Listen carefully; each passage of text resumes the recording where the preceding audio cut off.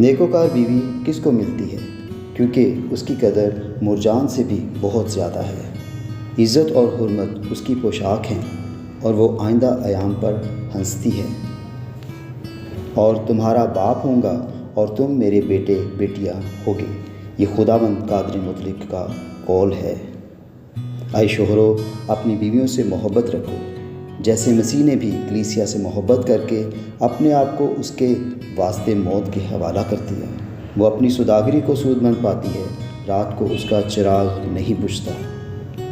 उसके बेटे उठते हैं और उसे मुबारक कहते हैं, उसका शोहर भी उसकी तारीफ़ करता है।